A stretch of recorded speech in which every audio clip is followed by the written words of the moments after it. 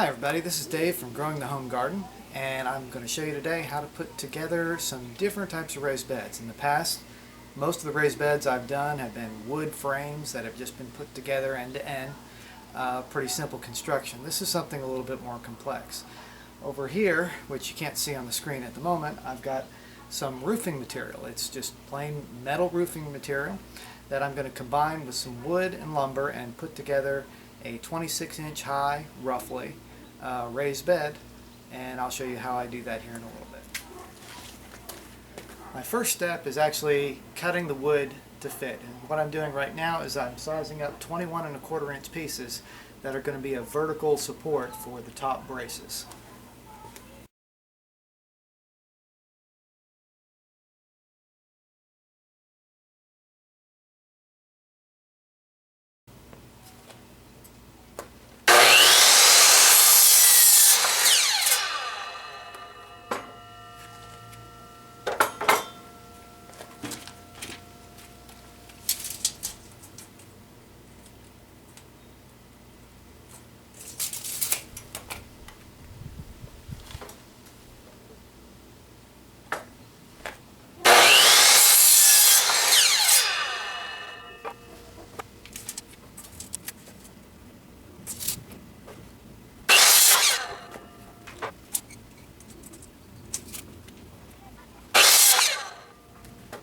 The wood I'm using is actually pressure treated pine, which in the past I've said before for raised beds is not necessarily a good idea, but that's back when they used to use arsenic in the raised bed, or in the wood process when they were pressure treating it.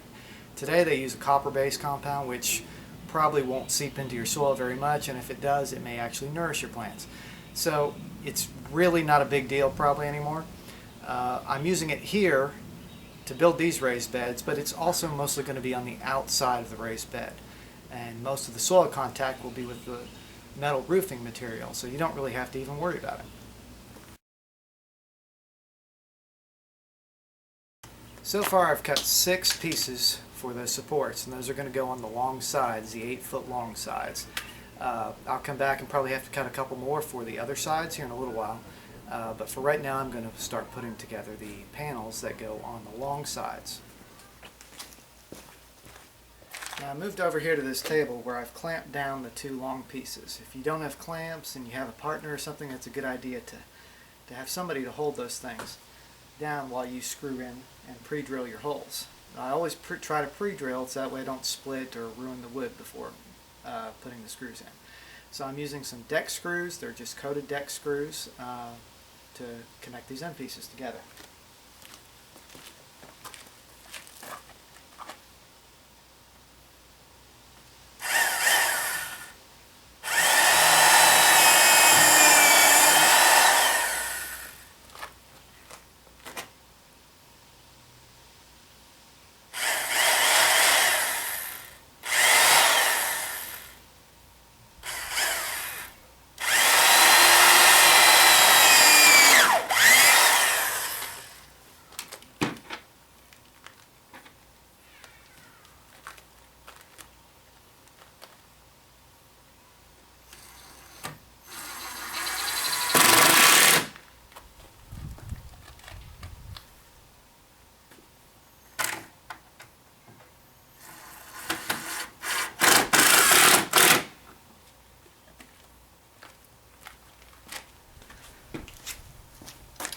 Now I've got the side frame all done. The next thing I'm going to do is take one of the pieces of metal sheeting and overlay it and make sure everything's going to fit up nicely. Well, here you can see one completed side. You can see it's going to be fairly tall, which would be great for people who need extra height when they're working in the garden. Maybe if people have back problems or knee problems or whatever kind of problems they might have. It's about 28 inches tall when it's all said and done. The piece of metal is 26¼ and I've allowed for 1 inch at the top and 1¼ inch at the bottom of extra space with the wood, just to raise it up a tiny bit and give it a good connection for the frame. So next thing I'll do is I'll go through and I'll put together each of the other sides, and I'll be back with you when I get all that done.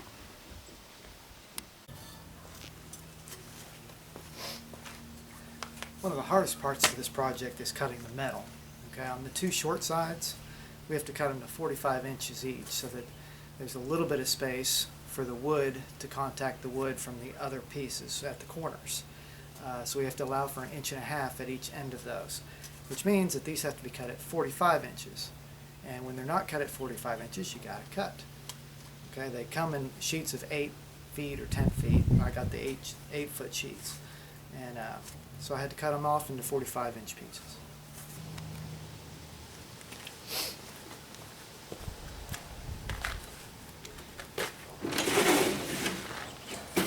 Here you can see the finished look of this side here.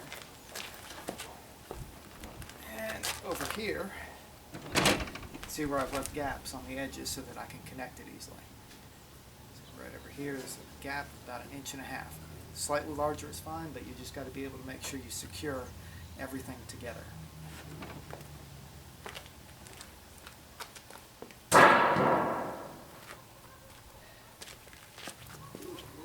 Now the next step is putting it all together in one thing.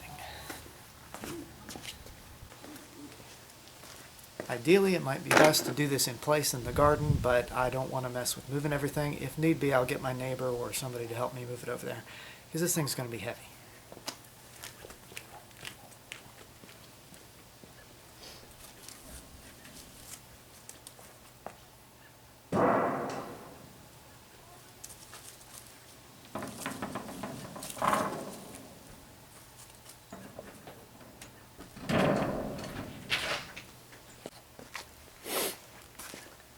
So now I'm going to go through and pre-drill the holes and then connect corner to corner to corner.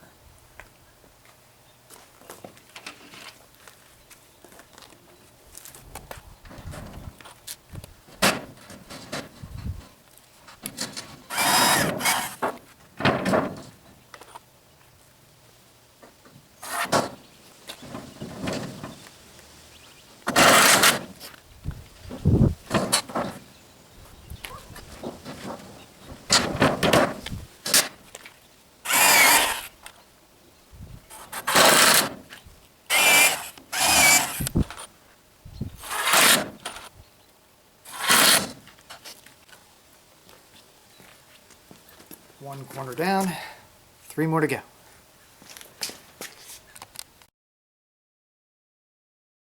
And here we have the finished product, or mostly. I had planned on putting a seat on top of it, however, it's pretty dang tall.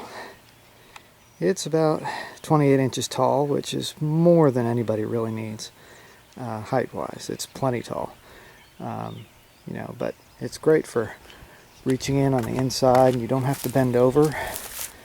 Although your tall fruits and vegetables and things like that may be quite tall when all is said and done. So if I were to do this again, I'd probably try to do it about half the size of what this is. To fill it up, combination of lasagna gardening and a couple loads of compost is going to have to work. So that's all for now. This is Dave from Growing the Home Garden and my monster raised bed.